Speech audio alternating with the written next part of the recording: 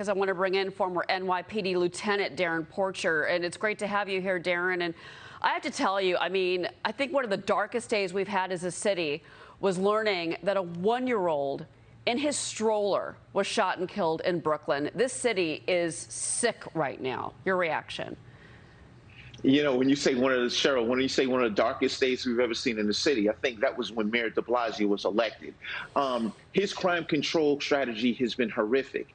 And when we take in consideration what his focus is in connection with public safety, he's lost. We had a one-year-old that lost their lives as a result of gun violence. And then just 2 weeks ago, we had the NYPD eradicate the plainclothes unit, which we refer to as the anti-crime unit, which are the stars in the police department. These are the people that actually go out and eradicate gun violence. Over the years, we have experienced precipitous drops in violent crime. However, since de Blasio has come in, more so specifically after the death of George Floyd, he's kind of fallen asleep at the switch in connection with public safety. We need officers to be proactive and not reactive. But they're being hogtied by de Blasio. I'm sorry to interrupt you, but he went out and he called every precinct ahead of that looting and that rioting we saw in New York City. He called every precinct chief and said, let them vent, let the protesters vent, let them go. So you saw live shots from news reporters with looters with bags of stuff down in Soho and the cops just standing there. You can't be mad at the police for doing what they were told to do. They're hogtied right now. Cheryl, I'm not upset with the police. I'm upset with the fact that de Blasio is not allowing the police to do their jobs. I'm upset with de Blasio, too. I'm saying that I feel horrible for the NYPD right now. I really do.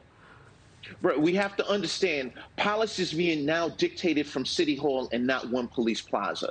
The police officers are executors of a strategy of public safety. The mayor is curtailing this, and as a result, we as citizens, the 8.5 million people that reside in New York, are suffering in the wake of this horrific crime control strategy that's being implemented by Mayor de Blasio. He needs to step to the left and let the appropriate practitioners take the forefront and eradicate the crime that we're experiencing here in New York. We are experiencing enormous meteoric rises in shootings and homicides as a result of de Blasio's inability to allow the police to function as they know how to. 17 people shot in New York City yesterday.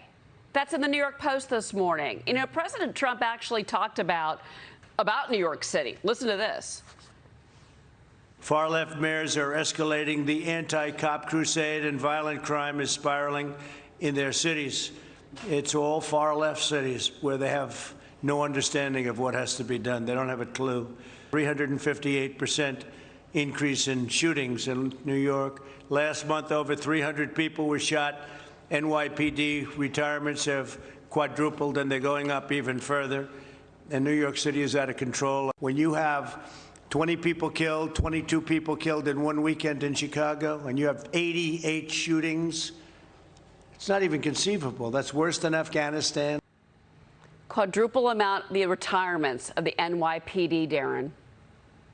The problem with that is we have enormous retirements that are in the wake of officers leaving. And then when we look at the $1 billion defunding of the police department, we don't have the boots on the ground to come and backfill the attrition rate that we're experiencing in the NYPD. Therefore, there's a disconnect on the ground level. We need the boots on the ground to eradicate the crime pattern that is plaguing our society here in New York. However, the mayor doesn't understand this. He's so focused on painting Black Lives Matter murals in front of one police plaza, in front of Trump Tower, and not focusing on Police Plaza to come and deal with this crime control. This is a horrific engagement or encounter that we're experiencing here in New York, and we need him to not fall at the switch and move forward. The president explained this expressly in his roundtable conversation with law enforcement practitioners. This is something that's apparent. It doesn't take a rocket scientist to figure this thing out. However, we have a disconnected mayor, and unfortunately, we as New Yorkers are unfortunately suffering as a result of failed policies coming from City Hall. How many more shootings is he going to witness? How many more times is he going to empower criminals in this city? And I know it's happening in Chicago and Seattle. It's just we're seeing it firsthand in New York. At least we are in the studio. Thank you, Darrin, very much for being here, and our best to everyone in the NYPD. We thank them for protecting us. Darrin Porcher.